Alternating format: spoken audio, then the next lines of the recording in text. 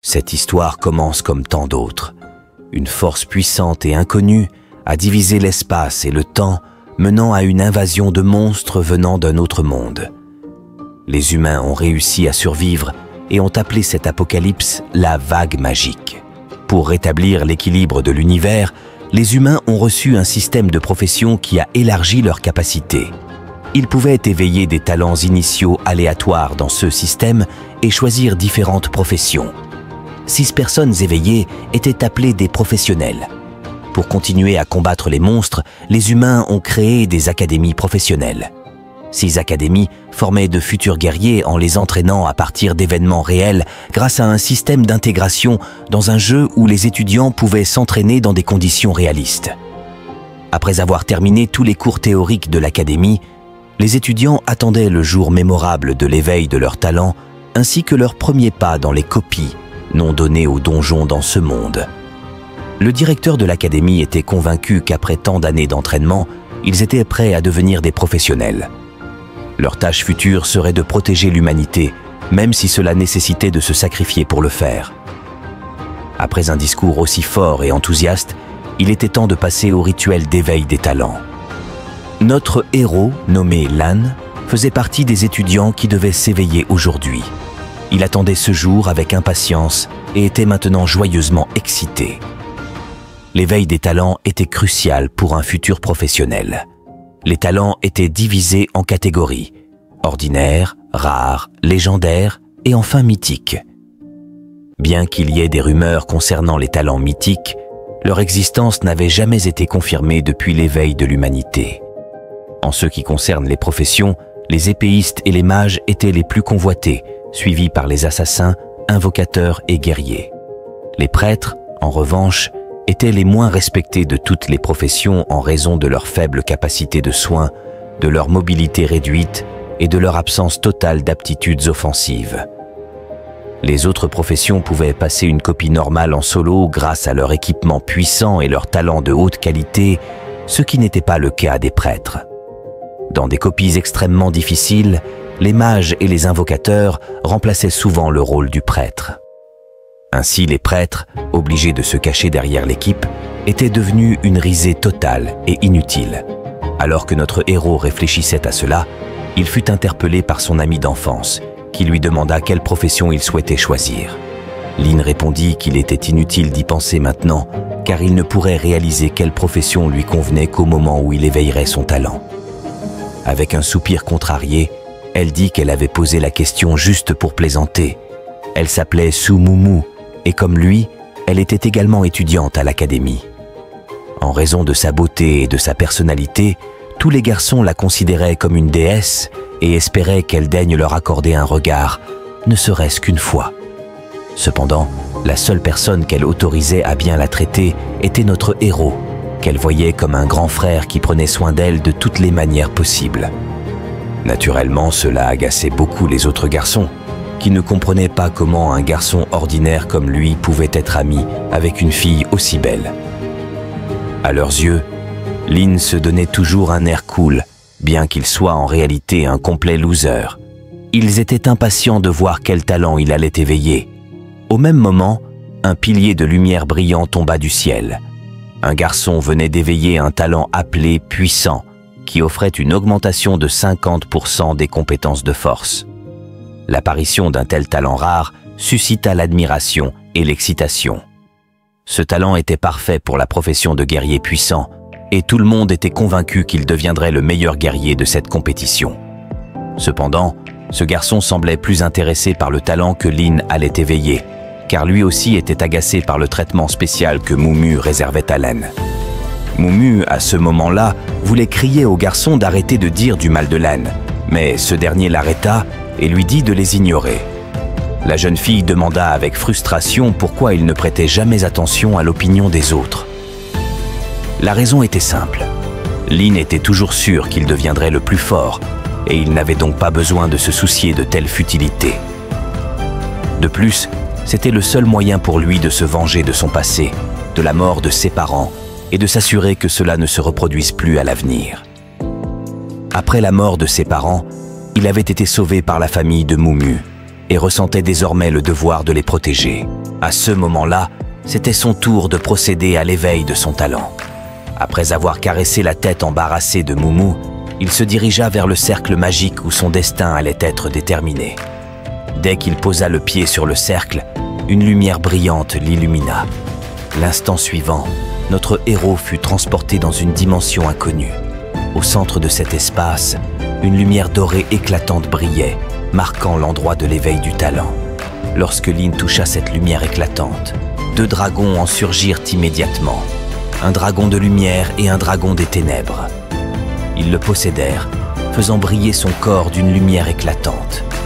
Une fenêtre du système apparut devant Lin, l'informant qu'il avait obtenu un talent mythique appelé « renversement du ciel et de la terre ».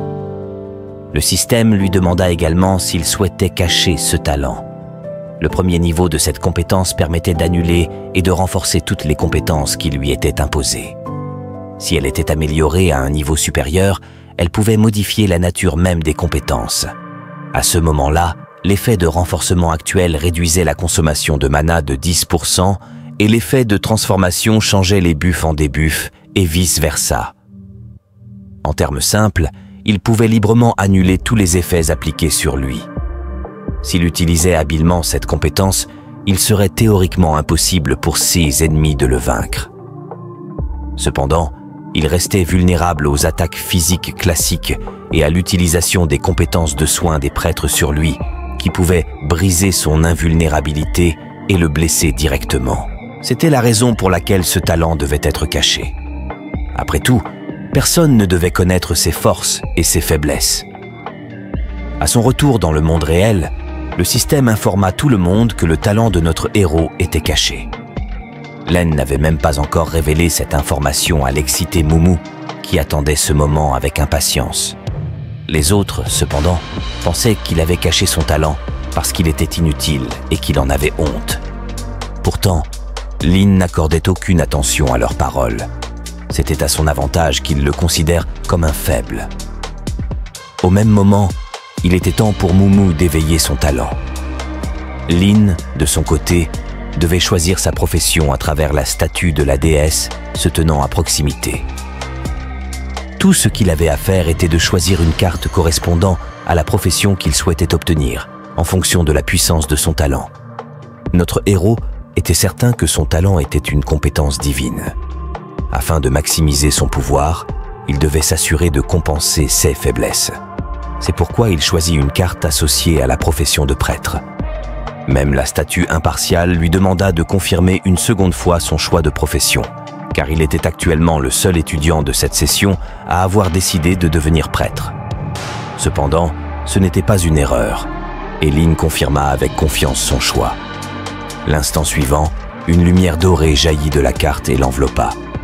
Le changement de profession était officiellement accompli. Notre héros reçut une cape de prêtre élégante ainsi qu'un bâton en forme de croix. En outre, il disposait désormais d'une fenêtre de statue affichant toutes ses caractéristiques. Avec le choix de profession, il obtint 2 compétences, l'art de guérison ainsi que l'art de clarté, qui restaurait le mana de la cible. De plus, Lin possédait actuellement le talent renversement du ciel et de la terre qui transformait la guérison en attaque. Comme il s'y attendait, la compétence fut interprétée comme réduisant les points de vie au lieu d'infliger des dégâts. En conséquence, la défense et l'armure de la cible n'étaient pas affectées, ce qui équivalait à des dégâts réels. La quantité totale de dégâts infligés de cette manière était légèrement inférieure aux dégâts initiaux des compétences de mage. Mais si l'ennemi avait une résistance magique, l'avantage restait du côté de notre héros. Sa seconde compétence était l'art de clarté. Grâce à celle-ci, il pouvait créer un drainage de mana imperceptible, empêchant les mages d'utiliser leurs sorts principaux à un moment crucial. Avec cette stratégie, l'approche du combat était très claire pour notre héros. La seule chose dont il devait se méfier étaient les compétences de soins ou les buffs de ses alliés qui, à cause de son talent, pouvaient faire plus de mal que de bien. En voyant que Lin avait choisi la profession de prêtre, les autres étudiants commencèrent à se moquer de lui, persuadés qu'il voulait simplement se cacher derrière ses coéquipiers. Pendant ce temps, Moumou éveilla un talent légendaire appelé l'arme bionique. grâce auquel elle pouvait invoquer des esprits d'un autre monde pour combattre à ses côtés. Naturellement, cela suscita encore plus d'admiration à son égard, tandis que notre héros devenait encore plus détesté. Lorsqu'il fut temps pour elle de choisir une profession, elle opta pour celle de mage, une profession qui, selon les gens, lui convenait parfaitement. Une mage avec un talent légendaire avait définitivement le potentiel pour devenir un membre à part entière de l'alliance professionnelle. Cependant, le directeur de l'académie s'intéressait à autre chose. Cela faisait longtemps qu'aucun étudiant n'avait choisi la profession de prêtre. Pourtant, d'après l'attitude de l'un, on ne pouvait pas dire qu'il avait fait ce choix à contre-cœur. Après avoir terminé son choix de profession, Moumou courut immédiatement vers Lin, excité, et lui proposa d'explorer les copies ensemble. Cependant, il refusa, expliquant qu'il avait d'autres plans. 16 mots choquèrent à la jeune fille, car elle ne pouvait pas croire qu'il allait relever le défi seul. L'instant suivant, le système annonça le début de la compétition des novices et invita les étudiants ayant terminé leur éveil de talent et leur choix de profession à former des équipes. Un garçon confiant s'approcha alors de notre héros et lui demanda d'aller parler à Moumou pour qu'elle rejoigne son équipe. En échange, il promit d'emmener Lin avec lui à condition qu'il suive ses ordres. Lin, totalement désintéressée, refusa. Soudain, le directeur de l'académie apparut près d'eux et leur rappela que le travail d'équipe était nécessaire pour la compétition et que, même avec assez de talent, il était très difficile de faire face seul aux hordes de démons. Il suggéra à Lin de mettre de côté ses différends et d'accepter l'offre. Cependant, Lin avait une opinion complètement différente. Il croyait que traverser la compétition seul offrait plus d'expérience et de récompenses. C'était effectivement vrai, mais selon le directeur, cela était impossible avec la profession de prêtre. Il conseilla une nouvelle fois à Lan de bien réfléchir, car ce qui se passait dans la compétition avait des répercussions dans la réalité. Si Lin rencontrait un danger, il pourrait réellement mourir. Malgré ces paroles, notre héros ne changea pas d'avis. Il avait besoin d'augmenter rapidement son niveau, car tant que sa force ne serait pas suffisante, il ne pourrait pas révéler son talent divin aux autres. Le directeur de l'académie ne savait pas cela et ne comprenait donc pas pourquoi Lin était si confiant. Lorsqu'il approcha du téléporteur, le système l'avertit qu'il était dangereux de relever le défi des novices seul et lui demanda s'il était vraiment sûr de son choix. Mais une fois encore, notre héros ne changea pas d'avis. C'est à partir de ce moment que son ascension pour devenir le professionnel le plus puissant de ce monde commença. Après être passé à travers le portail, Lin entra dans la zone de compétition appelée la forêt des loups. Le système recommandait aux nouveaux venus de relever ce défi en équipe, car la difficulté de l'épreuve était jugée élevée. Le lieu en lui-même était une forêt peuplée de meutes de loups assoiffés de sang. Même selon l'avis de notre héros, la forêt des loups représentait un niveau assez difficile pour les étudiants participant pour la première fois à cette épreuve. En mode coopératif, il était possible d'éviter de se perdre. Cependant, obtenir une note de B- était déjà considéré comme un bon résultat. Au milieu de cette zone se trouvait une source de guérison où tous les professionnels pouvaient restaurer leur santé. À cause de cela, le statut et l'utilité des prêtres dans cette zone étaient encore plus réduits. Cependant, il existait également de nombreux dangers dans cette épreuve. Souvent, la négligence consistant à ne pas éliminer les loups le long du chemin ou à aller plus profondément dans la zone interdite entraînait des pertes fatales. Cependant, puisque notre héros possédait un talent divin, il ne pouvait tout simplement pas se contenter d'un classement ordinaire. Les légendaires terres interdites étaient la cible de l'un, car c'était là seulement qu'il pourrait augmenter son niveau aussi rapidement que possible. Dès que notre héros s'enfonça plus profondément dans la forêt, il rencontra immédiatement plusieurs loups. Ils avaient une apparence redoutable, mais ils n'étaient qu'au niveau 1 et disposaient seulement de 3 capacités: morsure, saignement et hurlement. En voyant notre héros, ils se ruèrent instantanément sur lui. Lin activa immédiatement sa capacité et l'instant suivant utilisa une guérison sur le loup. Cependant, comme vous l'avez peut-être deviné, ce n'était pas une guérison ordinaire, c'était une guérison inversée, infligeant 50 points de dégâts réels au loup sauvage. Le premier loup fut vaincu, mais deux autres se ruèrent immédiatement sur notre héros. L'un des loups réussit à s'approcher de Lin et à le mordre, mais il s'avéra que cela ne servait à rien, bien au contraire. L'attaque ajouta de la santé à notre héros. C'était l'effet inversé. La compétence du loup était également inversée. Notre héros ne comptait pas s'arrêter là et appliqua le mode inversé de la compétence de clarté, qui se traduisait par une technique d'emprisonnement. En un instant, le loup fut enchaîné et son mana commença à diminuer. Cette technique épuisait le mana de l'adversaire, empêchant la cible de se déplacer. Elle était très efficace contre les créatures de bas niveau disposant de peu de mana. Avec le deuxième loup immobilisé, le dernier adversaire restait. Après avoir esquivé l'attaque, Lin utilisa une fois de plus la technique de guérison qui, comme précédemment, détruisit le loup. Chaque créature vaincue rapportait 10 points d'expérience. Si notre héros détruisait tous les ennemis dans cette zone, il pourrait atteindre le niveau 4. Cependant, sa véritable cible était le dernier boss caché. Même avec une différence d'un niveau, il ne représentait pas un problème. Les loups continuaient à attaquer, tandis que Lin continuait à les détruire un par un. Il s'était soigneusement préparé pour ce jour et avait toutes les chances de réussir. En désactivant le mode inversé, Lin utilisa la technique de clarté pour récupérer. Il fut récompensé pour avoir atteint le deuxième niveau avec 2 points d'attribut gratuits qu'il plaça immédiatement dans l'intelligence, sans hésitation. La raison de ce choix était que sa capacité consistait à guérir sans subir de dégâts tout en récupérant constamment du mana. Le directeur de l'académie, qui observait l'épreuve, était stupéfait. Cette zone était interdite d'exploration pendant les cours, et pourtant Lin non seulement y était entré, mais il avait également l'intention de combattre un boss caché de niveau 5. Cela semblait presque impossible de le faire seul. Cependant, même avec ces avertissements, Lin continua d'abattre les créatures une à une, préparant son affrontement contre le boss final, le descendant obscur du roi loup. Après avoir remarqué la disparition de ses subordonnés et senti que quelque chose n'allait pas, le roi loup se retourna. Mais il était déjà trop tard. L'un était là pour l'affronter.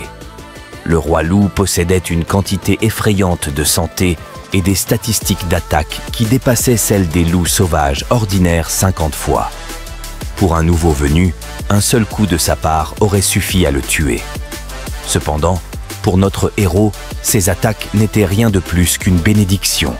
Elles le soignaient tout en renforçant ses muscles et ses os.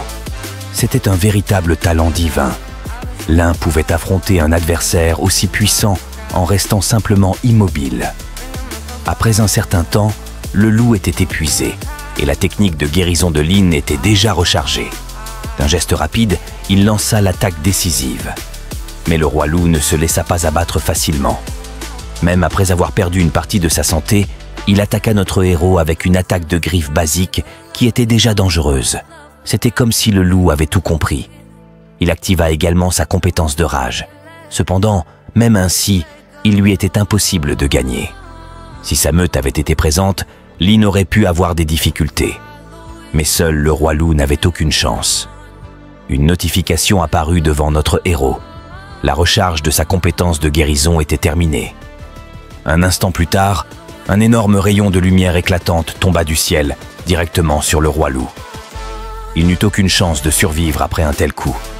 En le tuant, Lin reçut 1000 points d'expérience, ce qui porta son niveau au 5e. Il reçut également un coffre en bronze de niveau débutant, mais ce n'était pas tout. Pour avoir accompli tous les objectifs cachés, vaincre le boss final, le roi loup sombre, sans utiliser de compétences destructrices, et tuer 30 loups sauvages, le score de Lin pour cette zone fut élevé au niveau SSS. Comme récompense supplémentaire, il reçut un coffre d'argent de niveau avancé. Notre héros était satisfait du résultat. Si sa guérison inversée avait été considérée comme une compétence d'attaque, il n'aurait peut-être pas pu obtenir une telle note. En même temps, l'information selon laquelle un étudiant avait terminé l'épreuve avec un rang SSS apparut devant tous les spectateurs. Tout le monde était choqué d'avoir assisté à un véritable événement historique. Le directeur de l'académie savait que ce résultat n'était possible qu'en remplissant tous les objectifs cachés.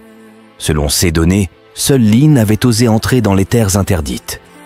La seconde condition, cependant, était de réussir sans subir de dégâts.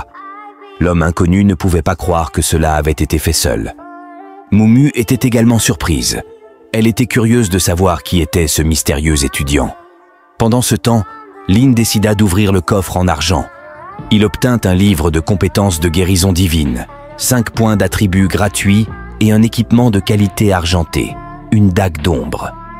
La dague augmentait la puissance d'attaque de son porteur de 50, la pénétration d'armure de 10 et avait 5% de chance de causer un effet de saignement sur l'adversaire.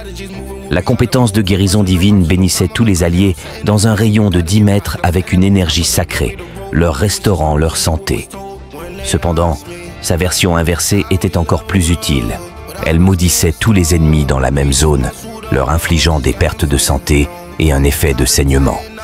Malgré son long temps de recharge et son coût élevé en mana, cette compétence n'était pas un problème pour Lin, qui pouvait réduire le temps de recharge grâce à sa compétence de clarté.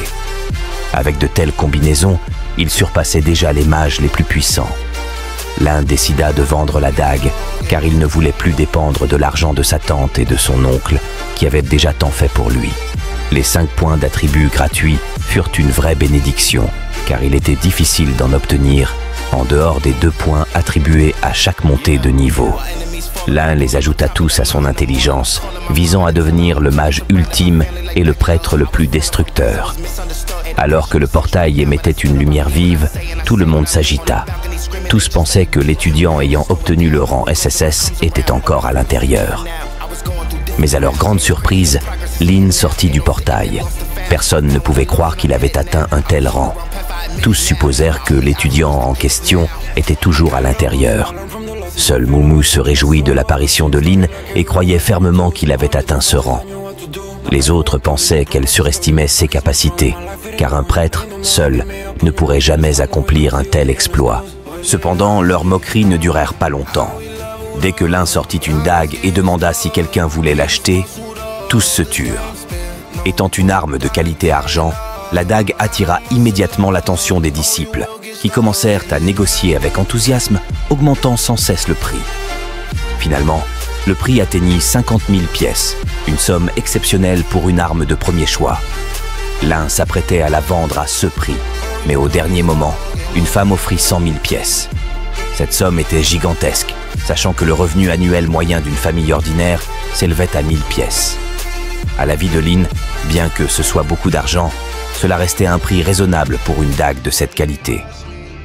Après la vente, notre héros se retrouva immédiatement entouré de ses camarades de classe, curieux de connaître son niveau et la manière dont il avait obtenu un tel résultat. Le directeur de l'académie, ainsi que l'homme inconnu, étaient encore perplexes face à cet exploit. Personne n'avait jamais réussi un tel défi auparavant. Il supposait donc que l'un avait trouvé une équipe après être entré dans le donjon, car il était inconcevable de réussir seul et sans subir de dégâts, même pour des professionnels au sommet du niveau d'entrée. Cependant, tout le monde n'était pas impressionné par ses exploits. Selon ses détracteurs, il avait triché, car aucun prêtre ne pourrait accomplir une telle chose. Bientôt, l'annonce des résultats débuta. À partir de ce jour, les étudiants n'étaient plus ordinaires, mais des apprentis dotés de capacités extraordinaires. Dans 30 jours, ils passeraient l'épreuve la plus importante de leur vie, le test professionnel. Ce test déterminerait s'ils resteraient de simples aventuriers de bas niveau ou s'ils deviendraient des héros capables de lutter contre les démons. Le directeur les encouragea à visiter plus activement les donjons initiaux au cours de ce mois et à s'efforcer d'atteindre au moins le niveau 10, la condition préalable pour ce défi. L'un savait déjà qui serait son partenaire. Malgré son image froide et distante, Mumu était celle qui avait le plus besoin de protection. Bien qu'elle ait éveillé un talent puissant, de nombreux dangers l'attendaient encore, et Lin était déterminée à ne plus laisser une tragédie se produire. Étant donné qu'il devait encore beaucoup s'entraîner, Lin suggéra à Mumu de sauter le dîner pour se rendre dans un donjon plus dangereux. Ils arrivèrent bientôt à l'entrée du donjon où une option de difficulté leur était proposée. Le système recommandait de le parcourir en groupe de 5 à 10 personnes. Ce donjon, appelé la caverne de pierre, regorgeait de scorpions venimeux. La tâche principale pour le compléter consistait à détruire le roi des scorpions, qui entrait en état de frénésie s'il n'était pas vaincu dans un certain délai. Sans hésiter, Lin choisit le niveau de difficulté le plus élevé.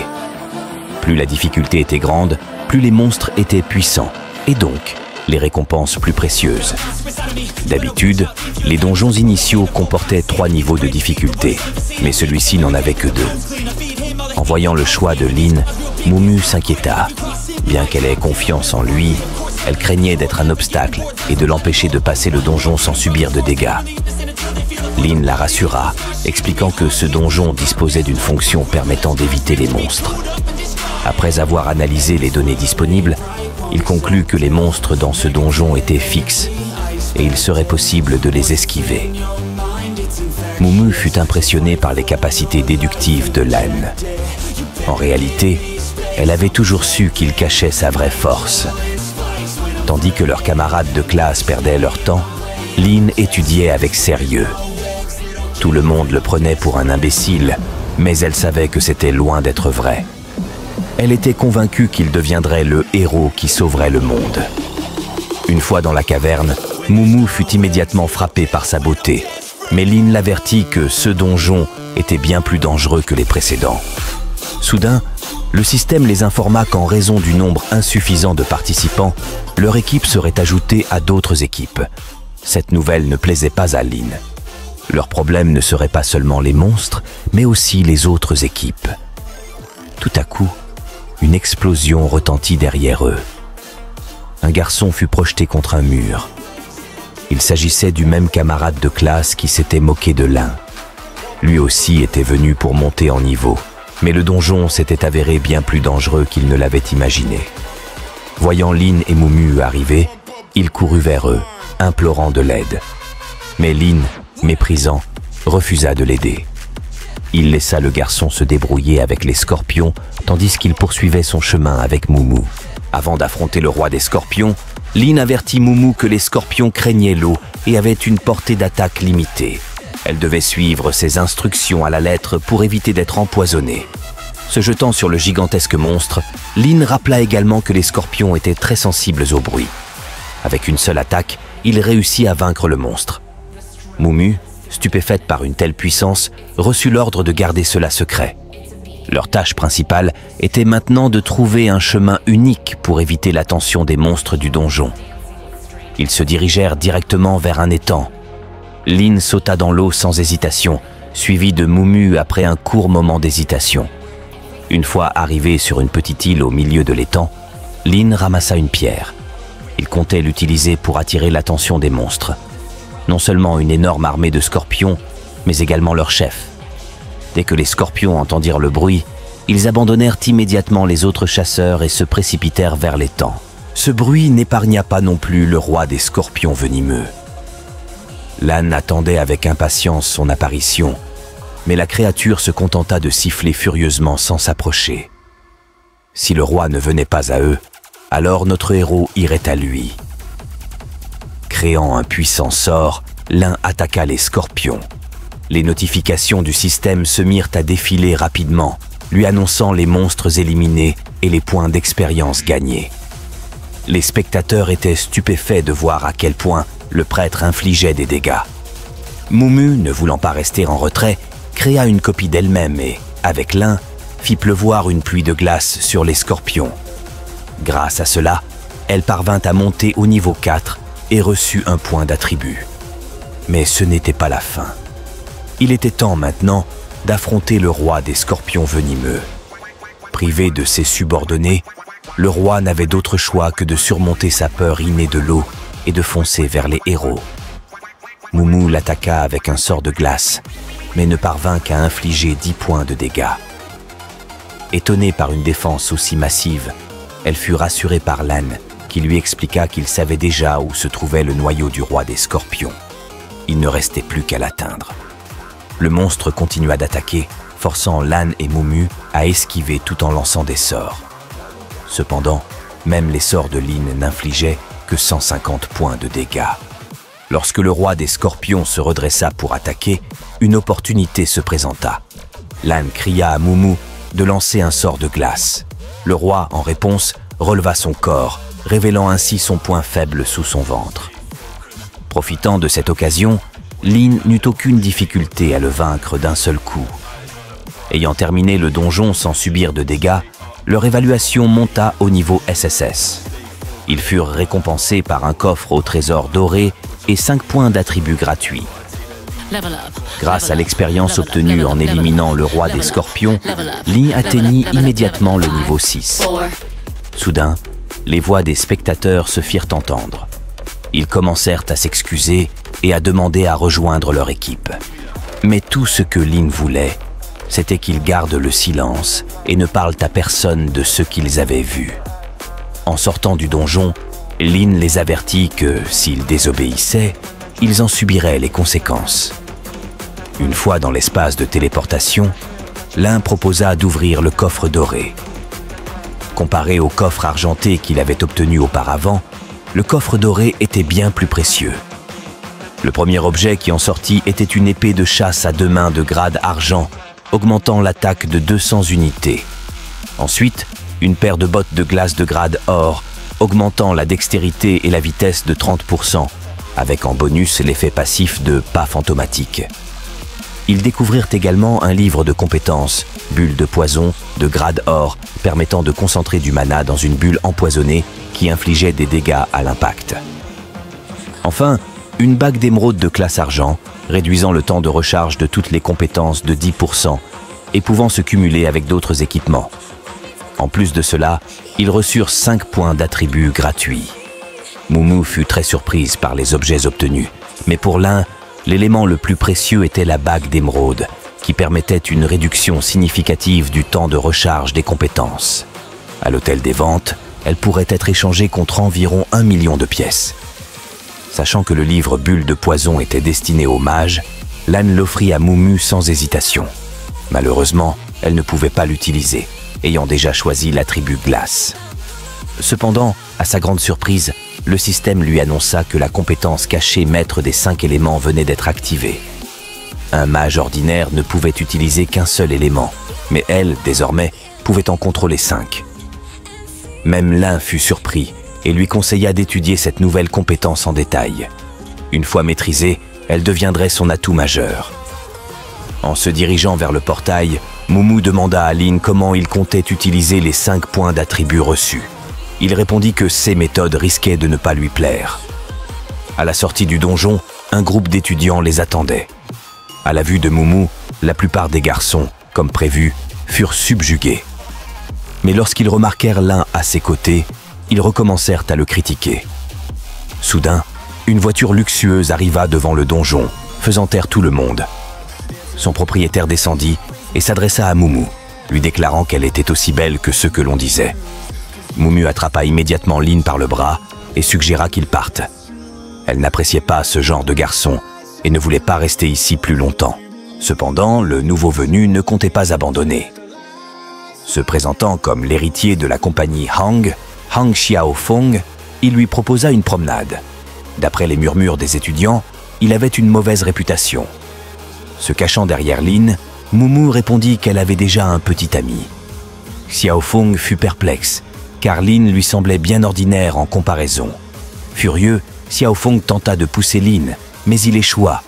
Prenant cela comme une excuse pour se battre, il attaqua Lin, mais ce dernier l'arrêta net en utilisant sa technique de looting inversé. Il a retourné l'attaque de Shafang contre lui-même. Après avoir reçu un coup, il est tombé à genoux en gémissant. Irrité, il a demandé à notre héros quelle était sa classe. Lena, avec un visage innocent, a affirmé qu'il ne lui avait rien fait et que tout le monde pouvait le confirmer. Il a dit qu'il était prêtre, ce qui signifiait qu'il ne pouvait faire de mal à personne. Pensant que ce gars avait simplement eu de la chance, Shafang s'est précipité pour attaquer à nouveau. Cependant, à l'instant suivant, il a réalisé qu'il ne pouvait plus bouger. Il s'est avéré qu'en plus de voler les dégâts, la technique de pillage infligeait des dégâts supplémentaires. Même s'il n'avait utilisé que la moitié de sa force, le résultat était excellent. Shafang n'avait toujours pas appris la leçon et a commencé à menacer Lena. Heureusement, il avait un ami plutôt intelligent qui a immédiatement compris que notre héros avait un talent caché. Il s'est excusé auprès de Lena pour les bêtises de son ami. Après avoir calmé son ami turbulent qui tentait de résister, il a conseillé à Lena d'être plus prudent à l'avenir. Il lui a remis une carte avec de l'argent comme compensation en disant qu'il espérait ne pas revoir son ami avant le mois prochain. Cependant, Lena a refusé sans hésiter. Il était curieux de voir ce qu'il essaierait de lui faire la prochaine fois. En outre, ce serait sûrement une excellente occasion de voir ce dont il était capable maintenant. Après un certain temps, une nouvelle choquante est apparue sur le forum concernant une stratégie de speedrun pour un niveau de caverne difficile permettant de le passer en 1 minute et 30 secondes. Un guide complet pour atteindre le rang SSS coûtait 5000 pièces de l'Alliance. En plus de la stratégie, une bague d'émeraude et une épée de chasse étaient également en vente sur le forum. Presque immédiatement, tout le monde a commencé à discuter vivement de cette nouvelle. Certains étaient prêts à vendre leur maison juste pour obtenir la bague, tandis que d'autres pensaient que le guide était un faux, car il semblait impossible de speedrun des donjons de ce niveau. Moumou, quant à lui, était préoccupé par le prix élevé pour un simple guide. Cependant, notre héros ne doutait pas de sa décision, car il savait que personne ne pourrait refuser des points d'attribut supplémentaires gratuits. Au début, les professionnels doutèrent vraiment de la véracité du guide. Cependant, leur curiosité a fini par prendre le dessus, et ils ont décidé de l'acheter et de le vérifier. Après l'achat du guide, il s'est avéré qu'il était vrai. Dès que des commentaires positifs sont apparus sur le forum de la part de joueurs ayant déjà acheté le guide, les autres joueurs se sont précipités pour l'acheter à leur tour. De plus en plus de joueurs ont réussi à passer le donjon grâce au guide, faisant ainsi sa publicité. En conséquence, encore plus de joueurs l'ont acheté en peu de temps et sa publication est montée en tête des tendances. Absolument tout le monde qui l'avait acheté louait son créateur. Moumou a été très choqué par la somme d'argent que Lena avait obtenue en si peu de temps. Cela était devenu tellement viral que l'information avait même atteint les dirigeants de grandes entreprises, qui étaient très curieux de savoir qui était l'auteur de ce guide. Cependant, les informations exactes sur son identité n'étaient pas disponibles. Tout ce qu'on savait, c'était qu'il s'agissait d'un étudiant de l'Académie Jeng. Sourire aux lèvres, un homme inconnu a mentionné avoir entendu dire que quelque chose d'intéressant s'était produit là-bas cette année. Au même moment, quelqu'un voulait acheter l'épée de chasse que Lena avait mise en vente. L'acheteur a immédiatement accepté le prix de 8000 pièces et a souhaité la recevoir dès que possible. Ils se sont donc mis d'accord pour se rencontrer dans quelques minutes devant le donjon de l'école. Moumou était ravi de voir combien notre héros avait pu gagner. Cependant, Lena lui-même comptait sur cela depuis le début. À cet instant, il était plus intéressé par la rapidité de son évolution de niveau. Il devait nettoyer davantage de donjons dès que possible. Après tout, bien que les armes de rang argent soient les meilleures au début, elles finiraient par devoir être remplacées. Cependant, même avec des armes de la meilleure qualité, sans entraînement au combat, on n'était que de la chair à canon dans les épreuves. Il fallait aussi améliorer ses compétences en combat.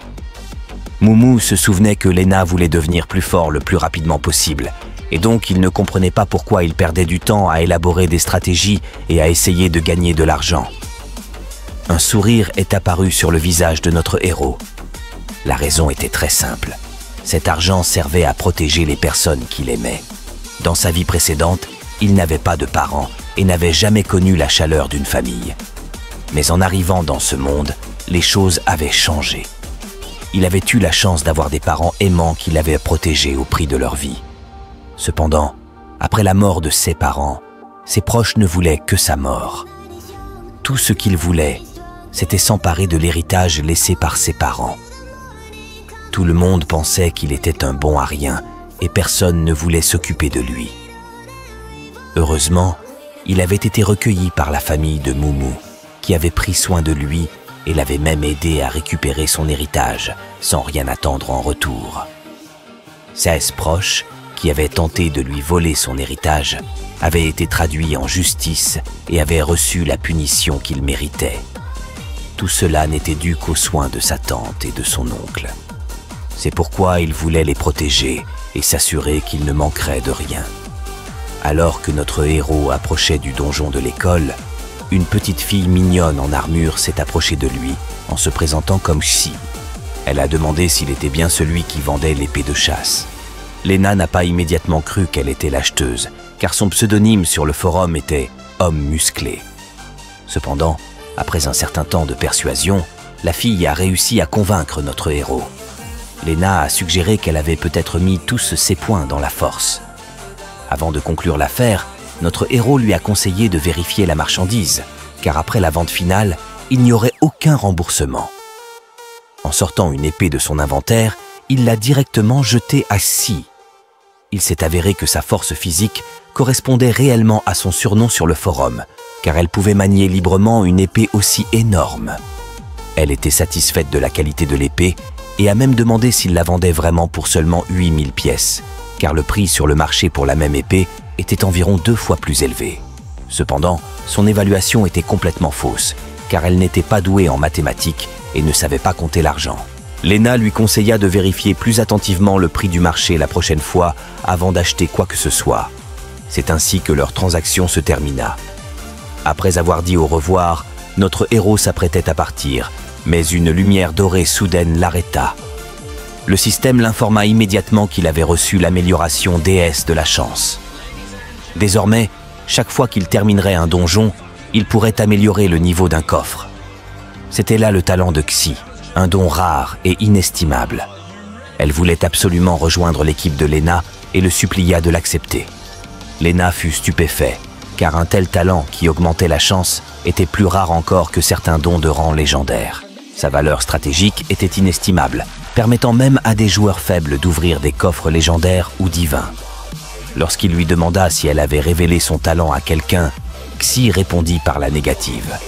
Cependant, Lena l'avertit de ne jamais en parler, car cela pourrait attirer des personnes mal intentionnées, prêtes à tout pour exploiter son don. Il expliqua que même rejoindre l'alliance professionnelle ne garantirait pas sa sécurité en raison des conflits internes et factions au sein de l'organisation. N'ayant pas d'autre option, Xi fut accepté dans l'équipe de Lena. Cette coopération était également avantageuse pour lui. Il pourrait l'aider à survivre dans le monde cruel des professionnels tout en tirant profit. Xi était incroyablement heureuse, car personne auparavant n'avait voulu la voir comme coéquipière. Lena comprenait la vraie raison. Peu de gens croyaient qu'elle pouvait manier une épée efficacement avec une constitution si frêle. Un peu plus tard, ils rencontrèrent Mumu que Lena voulait présenter à Xi.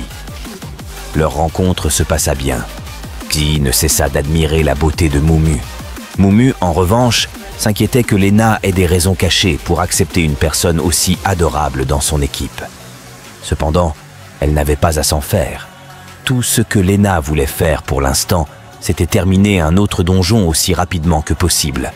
Ce donjon, appelé Cauchemar, donjon des gobelins, était extrêmement dangereux. Lena décida d'y aller seule en éclaireur pour tout examiner. Ce n'est qu'en préparant un guide et en réussissant parfaitement qu'ils pourraient tous obtenir des points d'attribut gratuits. Les filles furent choquées, car le niveau Cauchemar était le niveau de difficulté le plus élevé des donjons pour débutants. Bien que les récompenses soient généreuses, peu osaient s'y risquer. Mumu tenta immédiatement de dissuader notre héros, estimant qu'il courait à sa perte. Malgré les arguments de Lena, elle resta convaincue que c'était trop dangereux, même pour lui. Xi, réalisant qu'elle serait mieux seule, s'éclipsa.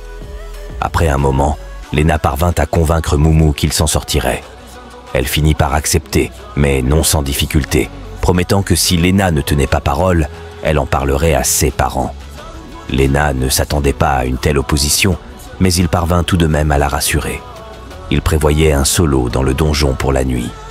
Soudain, une information parut sur un forum accompagnée de la photo d'un homme. Selon l'auteur, ce dernier était le débutant le plus fort et traversait un donjon en solo. Cette nouvelle suscita de vives discussions. Certains pensaient que c'était un fake, d'autres y croyaient.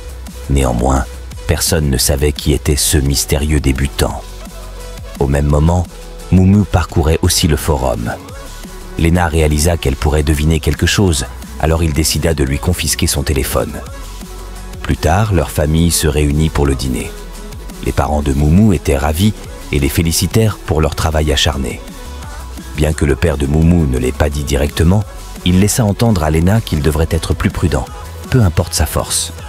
Après quelques échanges avec son oncle, Lena comprit que Mumu s'était plainte auprès de lui. Son oncle et sa tante lui firent savoir qu'il ne comptait pas interférer dans ses affaires, mais qu'il serait heureux s'il prenait plus soin de sa vie. À leurs yeux, une vie saine et stable était préférable. Lena comprit leurs inquiétudes et leur assura qu'il ne ferait rien au-delà de ses capacités. Son oncle lui tendit une carte, affirmant qu'il pouvait toujours compter sur leur soutien. Bien qu'il refusât d'abord, Lena finit par accepter leur gentillesse, touchée par leurs préoccupations. Il leur était profondément reconnaissant de l'avoir accueilli et aimé. Cette fois, il était déterminé à chérir la vie qu'il avait, qui n'avait pas été facile à obtenir. Pour eux, il allait devenir plus fort et ne laisserait pas une autre tragédie se produire. Le premier défi sur son chemin était le donjon Cauchemar. Pendant ce temps, à la résidence de la famille Fang, des cris de colère de Shao résonnaient. Il accusait Chiang de l'avoir trahi. Mais Chiang, en vérité, voulait le sauver. Sans son aide, Shao serait probablement à l'hôpital.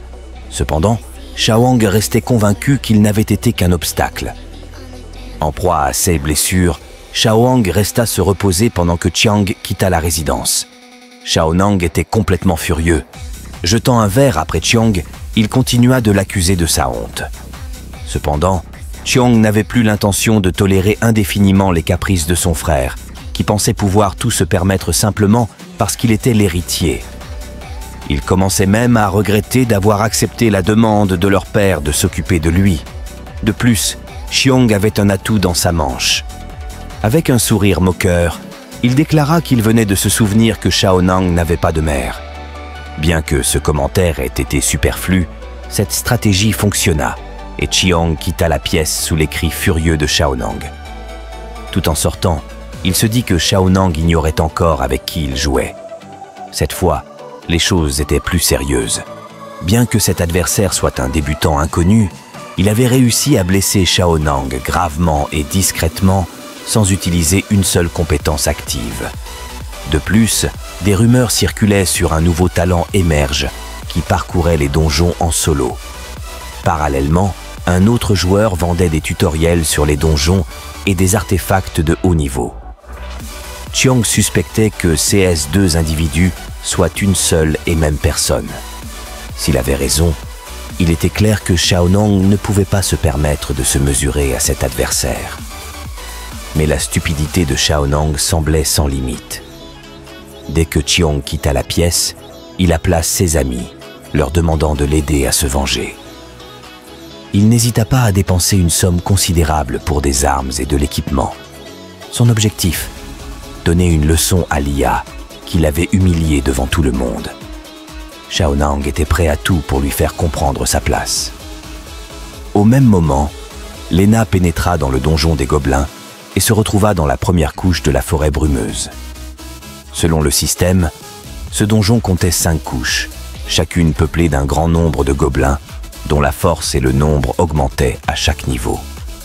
Lena savait que ce donjon était l'un des plus difficiles à ce stade et que même les éveillés dotés des talents les plus puissants évitaient de le traverser. Mais il était prêt à prendre ce risque, car le terminer complètement lui permettrait d'obtenir un coffre de niveau or. Grâce à la bénédiction de chance, il pourrait même obtenir un coffre de niveau platine. Avec une seule incursion, il espérait gagner 10 à 15 points d'attribut, sans compter les objets précieux. 6 récompenses généreuses nécessitaient néanmoins d'affronter des adversaires redoutables, notamment les soldats gobelins. Mais même eux ne faisaient pas peur à Lena, qui était impatient de tester pleinement ses nouvelles capacités. Son objectif principal était de mettre en œuvre sa méthode optimisée pour rassembler et éliminer rapidement les monstres, afin d'obtenir une note SSS. Pour y parvenir, il devait non seulement tuer le boss secret, le roi gobelin, mais aussi éliminer tous les monstres sans utiliser d'objets spéciaux. Il devait également respecter 2 conditions clés. Terminer chaque couche en moins de 10 minutes, tuer le roi gobelin pendant le combat contre le reste des gobelins. Lena exécuta son plan avec précision, mesurant le temps à chaque étape. En 30 secondes, il rassembla tous les gobelins de la première couche. À 3 minutes et 59 secondes, il réussit à les amener à l'endroit stratégique où il comptait les éliminer d'un seul coup. Grâce à cette stratégie simple mais efficace, Lena termina les 4 premières couches sans grande difficulté. Il était désormais confronté à la partie la plus difficile, le combat contre le boss secret. Arrivée dans la 5e couche, Léna se retrouva immédiatement face au roi gobelin, qui ne l'accueillit pas chaleureusement. Furieux que Léna ait osé envahir son territoire, le roi gobelin passa directement à l'attaque. Cependant, Léna resta impassible. Malgré le choc de se retrouver directement face au boss, il analysa rapidement la situation. Étrangement, il n'y avait aucun autre gobelin à proximité. Le roi gobelin, impatient d'être ignoré, lança une attaque à grande échelle provoquant des tremblements de terre et des fissures.